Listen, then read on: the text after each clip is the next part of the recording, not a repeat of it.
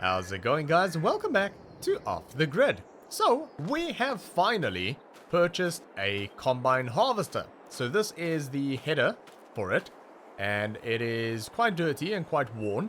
So we'll have to give that a wash down. We'll also have to give the combine itself a bit of a wash because it's not in much better shape than the header here. So I paid $10,000 for the combine and the header. Nice and cheap, but it is very old and it's well worn, and yeah, it's just not anything nice and new or modern. It's a Massey Ferguson 3640 open cab, nice and dusty, the way we like it on Off the Grid. But yeah, I mean, I think it's going to be great for our operation here. I think it's perfect size and it's cheap. So yeah, funny enough, we paid nearly double for this mower. We paid $18,000 for that because that was new. We really haven't bought much brand new on Off the Grid here. I think the only things we actually ever bought new was the side-by-side and that mower. I think everything else was basically cheap and old and kind of messed up like that. So yeah, but that's the way we sort of do it around here. But yeah, so that is worth about half the price of a new mower, including the header. But yeah, we'll have to give it a nice clean, and it'll probably look a little bit better. And we'll make sure to do that before we actually start harvesting. I don't know if we're going to be harvesting in today's episode, because we don't have any fields ready just yet. But we will probably skip a little bit forward at some point. But we still need to collect the grass that we mowed and rode in the previous episodes. We'll grab the Ford and the trailer, the forage wagon, and we'll start collecting, getting everything into the bunker, and we'll do compacting of that as well. I did move our fella bunch out the way. It's off in the distance there behind the vegetable garden. I did also halt everything in terms of production on the garden here because we're producing a lot more than what we can actually use. So we got rid of everything in here, and yeah, all of our produce is over here. So we've got loads of potatoes, loads of corn, and then a lot of sunflower and soybean as well. So yeah, we've got loads and loads and loads of food over here for the pigs. So yeah, we'll start that up again if needs be in the future, although we probably won't ever get to that point, unfortunately, in this series. But yeah, that actually did very well. I think you could have quite a big pig operation with that. And also, if you can get manure off of the pigs, which unfortunately for some reason we couldn't, it'll be great to put manure in there instead of fertilizer. So kind of a good operation, something that I'll keep in mind for the future anyway. But yeah, the fella bunches over there just because it was in the way of the forage wagon. So that's just temporary that I have it over there, because I do park it next to the shed here because it doesn't actually fit into any of our sheds because of the boom. So it's a bit of a problem, but it's fine, we'll leave it there. But I actually thought, because that thing has got so many wheels, what's it, 8 wheels on that thing? I'm maybe going to try and use that for compacting, or the Volvo, which is over in the other shed. So I'll see which one does a better job. Possibly the fella buncher, because it's got so many wheels. Yeah, I don't know, but I think the Volvo wheel loader has got the weight on it, possibly. I'm not sure. But yeah, we'll probably use one of them instead of like the Ford, because it does take forever with the Ford. But we'll see. I think the fella bunch will do just fine because it's got so many wheels. Although the wheels are nice and wide on the Volvo, so maybe not a bad shout to use the Volvo for that, but we'll see. Oh, what happened? Oh, that connected weirdly, didn't it? How did I fix this? Did I use a drawbar? I think I used the drawbar. Where is the drawbar? Did I leave it here? I did indeed. Okay, I think that's how I fixed that problem, was with the drawbar. I think that's why we have it. Kind of forgot about that, to be honest. So yeah, that'll lift it high enough to get the PTO shaft underneath the connection point. And we can operate that normally then. Which happens on some tractors. There we go. That's beautiful. Okay, that's much better. Yeah, it only happens on some tractors. I suppose it depends on the configuration of it.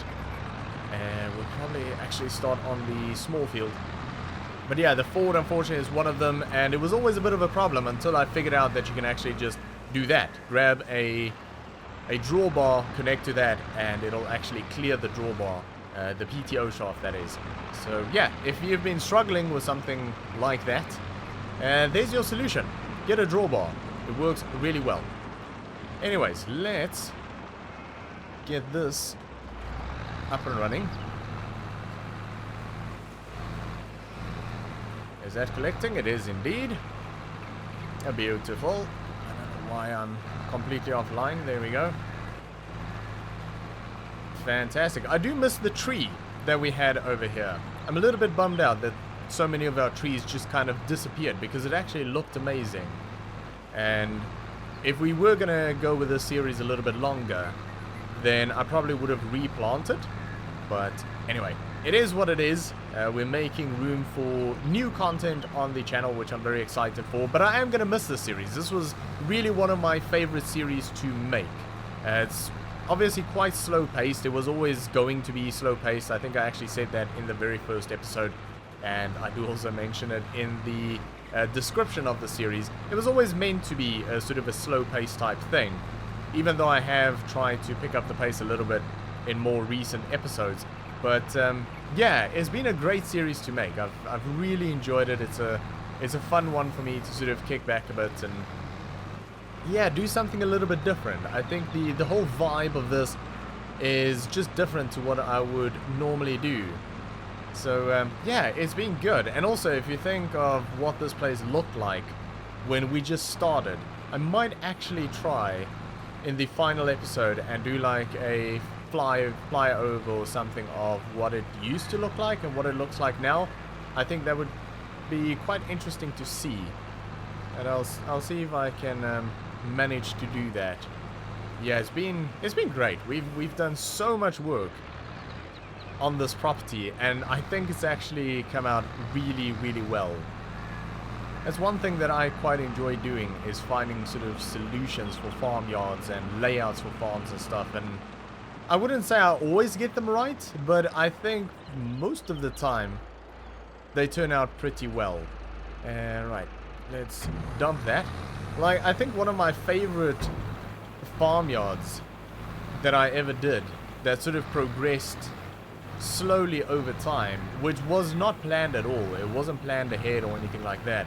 It was actually the No Man's Land series that I did on Farming Simulator 19, which was also the last series that I did before Farming Simulator 22 came out, and that was a 100 episode series, and that farm just developed so well. It was, I almost want to say it was perfect. Like, I love the way the whole thing turned out, and yeah, had a lot of fun with that series. But yeah, I mean, we've had a few good ones that's worked out even on Farming Simulator 22, and also Season 2 of the roleplay currently. I do enjoy that map. Doesn't quite feel as alive as the map felt on Season 1, and I'm not exactly sure why, but I do enjoy the farmyard and everything that I built there.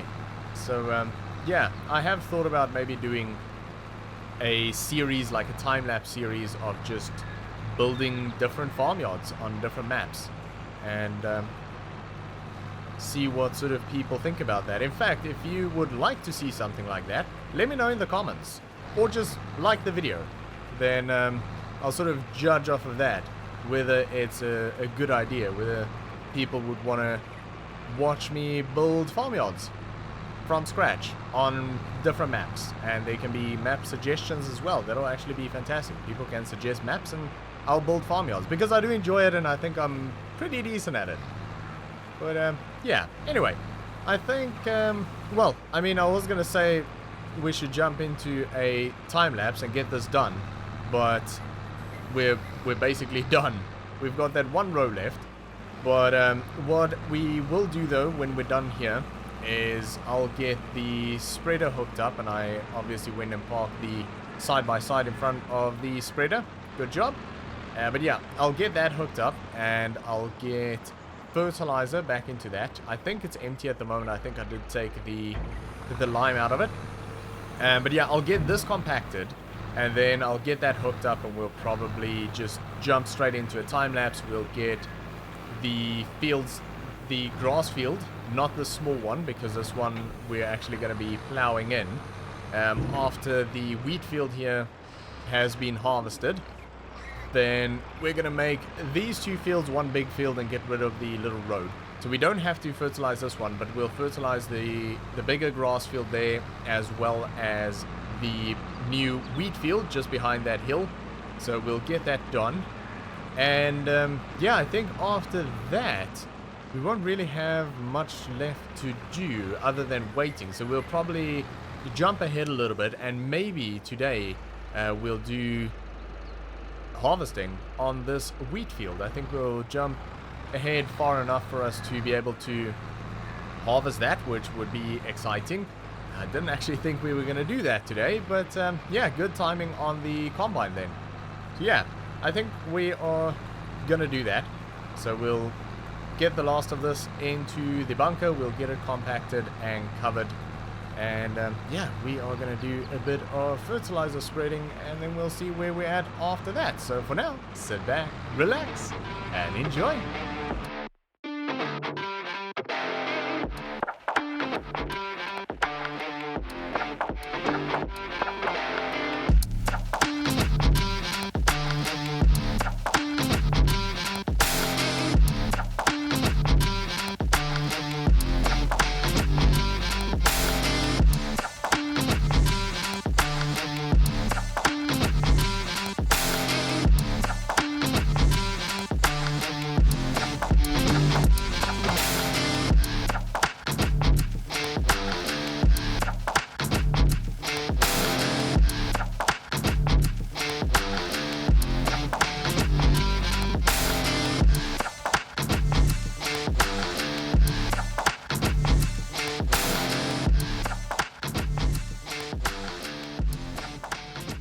Alright, so we have everything collected and everything in the bunker, and I used the fella buncher to compact that, and it was amazing. Literally did like 10% on a single pass. So yeah, that went nice and quick. Definitely a good tool for the job. But I also went ahead and built this. So we have now got a silo on the property, and that is it there. So nice and cheap, as always. I think it was about 5,000-ish, something like that. So yeah, had to do a little bit of work here just to level it out a tiny bit, but I think that is gonna work out just fine. I don't really know where to put it, but I think that's kind of a good spot.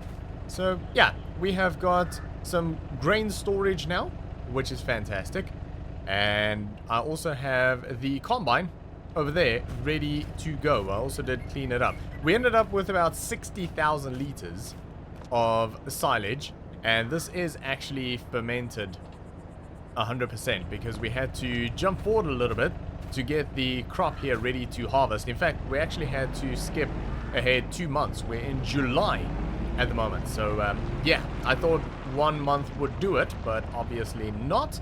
So yeah, we are gonna get the Massey fired up, and we'll give it a go, see what it's like. That actually looks really good now that it's clean. Alrighty, here we go. So straw swath, enable, because I don't want the straw. Do I need to enable it or disable it? I can never remember. There we go. Okay, that's fine. We don't want the straw because we're not getting cows. I was actually gonna bale that if we were gonna get cows, but we decided against that. So yeah, we don't need that. We'll just chop it all up, and yeah, it'll be good to go. Alright, this seems to be working beautifully. We're going to have to get the tractor out and get one of the trailers hooked up. And it doesn't really matter which one. In fact, we'll probably get both of them pulled out. And we'll just use one of them to fill. But yeah, it'll be a bit of a hassle to leave the other one at the back there. Well, I suppose it doesn't matter because we can just reverse in, hook up, and bring that out of the shed if needs be. But I think we'll get the green one going. Should we run just sort of up and down the field? I think so. That'll work out alright.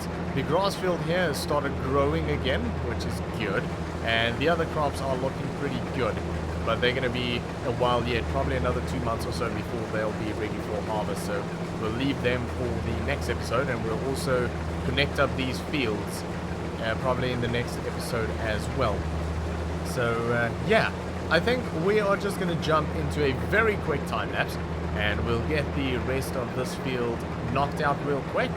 And yeah, we'll see where we're at. I don't even think we're going to pull this thing with this field, but anyway, we'll see how far we get.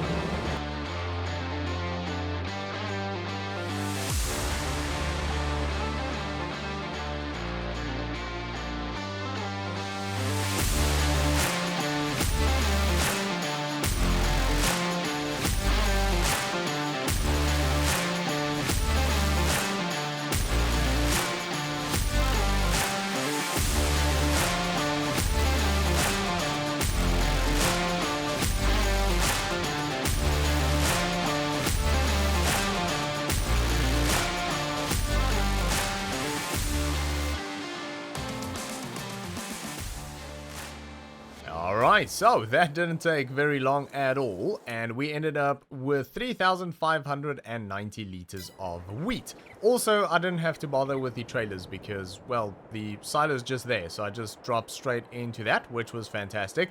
Another thing is I realized that I said that we are in July when we are very clearly in June. So, yeah, my bad. But anyways, we will probably soon be in... maybe not even July, August, possibly? Maybe even September? Because we are basically just going to skip ahead again to get these other two fields ready for harvest. But that will be for the next episode. And also, we are going to be joining up these two fields here, getting that all plowed up again and ready for seeding. And this will probably become a crop field then as well. Or maybe just one big grass field? I think that was kind of the original plan, wasn't it? One big grass field there, one grass field there, and then the two crop fields up there. I don't know, but we shall see. But yeah, I think we are probably going to leave it there for today. So thanks for watching. I hope you enjoyed this video. If you did, make sure to give me a thumbs up, and I'll see you all next time.